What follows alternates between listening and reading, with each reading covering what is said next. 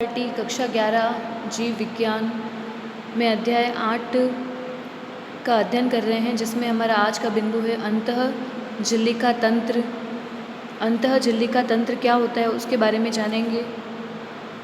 कई सारे कोशिकांग उपस्थित होते हैं कोशिका के अंदर, लेकिन उन सभी अंगों का कार्य और संरचना के अंदर अलग अलग होते हैं एक दूसरे से। इसका अर्थ ये है कि कोशिका के अंदर विभिन्न प्रकार के जो कोशिकांग होते हैं उन सभी के कार्य अलग है, उन सभी की संरचना अलग होती है, लेकिन इनमें बहुत से ऐसे भी होते हैं जिसके कार्य एक दूसरे से जुड़े रहते हैं। उन्हें अंतःझिल्लिका तंत्र के अंतर्गत रखते हैं। कुछ ऐसे कोशिकांग होते हैं जो कोशिका में उपस्थित होते हैं, जिनके कार्य जो होते हैं वो सभी के एक दूसरे से संबंधित होते हैं। वो सभी अंग मिल करके अंतःझिल्लिका तंत्र का निर्माण करते हैं। इस तंत्र के अंतर्गत अंतःप्रदवी जालिका, गोल्जिकाए, लयनकाय, रसधानी इन सभी को शामिल किया गया है। सूत्रकणिका, माइटोकॉन्ड्रिया, हरित लवक और परऑक्सीसोम के कार्य उपरोक्त अंगों से संबंधित नहीं होते हैं, इसीलिए इन्हें अंतःझिल्लिका तंत्र में शामिल नहीं किया गया है। तो पहला प्रश्न तो यही से ही पूछा जाता है कि अंतःझिल्लिका तंत्र के अंदर कौन कौन से अंगों को शामिल किया गया है। तो इसमें पहला अंतःप्रदवी जालिका है, दूसरा गोल्जिकाय है, तीसरा लयनकाय है और चौथा रसधानी है। इन सभी को शामिल किया गया है अंतःझिल्लिका तंत्र में। इन सभी में हमारा पहला जो कोशिकांग है वो है अंतःप्रदवी जालिका। उस अंतःप्रदवी जालिका का अध्ययन करेंगे। अंतःप्रदवी जालिका को एंडोप्लाज्मिक रेटिकुलम कहा जाता है। यह एंडोप्लाज्मिक रेटिकुलम हमें पता है कि केंद्रक के बाहर उपस्थित होती है।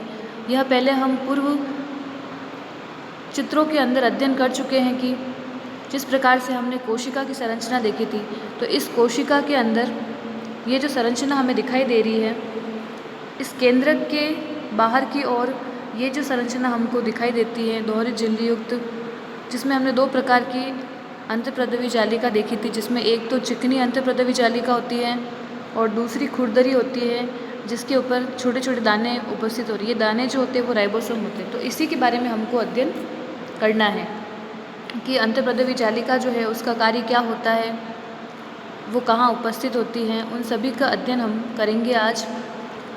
अंतःप्रदवी जालिका दो प्रकार की होती है। पहला चिकनी अंतःप्रदवी जालिका होती है और दूसरी खुरदरी अंतःप्रदवी जालिका होती है। अंतःप्रदवी जालिका इलेक्ट्रॉन सूक्ष्मदर्शी से अध्ययन करने के पश्चात पता चला कि यूकेरियोटिक कोशिकाओं के कोशिका द्रव्य में चपटे आपस में जुड़े थैली युक्त छोटी नलिकावत जालिका तंत्र बिखरा रहता है, जिसे अंतःप्रदवी जालिका कहते हैं। कोशिका द्रव्य में हमने देखा था केंद्र के चारों ओर उपस्थित थी अंतःप्रदवी जालिका जाल के रूप में। प्रायः राइबोसोम अंतःप्रदवी जालिका की बाहरी सतह पर चिपके रहते हैं। जिस अंतःप्रदवी जालिका के सतह पर राइबोसोम मिलते हैं उन्हें खुरदरी अंतःप्रदवी जालिका कहते हैं। दूसरा, राइबोसोम की अनुपस्थिति पर अंतःप्रदवी जालिका चिकनी लगती है, अतः इसे चिकनी अंतःप्रदवी जालिका कहा जाता है।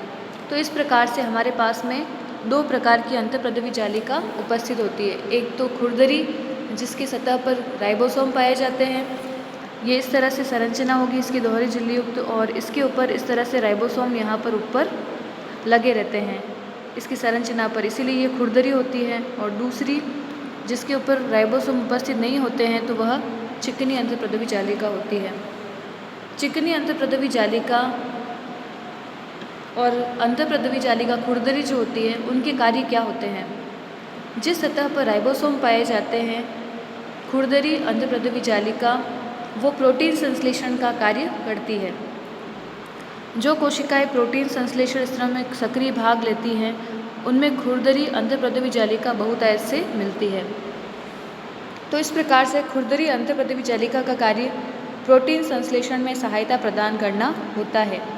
ये काफ़ी फैली हुई और केंद्रक की बाह्य झिल्लिका तक फैली होती है। दूसरा, अंतःप्रदवी जालिका जो होता है उसका कार्य क्या होता है, तो वह लिपिड के संश्लेषण में सहायक होता है। चिकनी अंतःप्रदवी जालिका प्राणियों में लिपिड संश्लेषण के मुख्य स्थल होते हैं।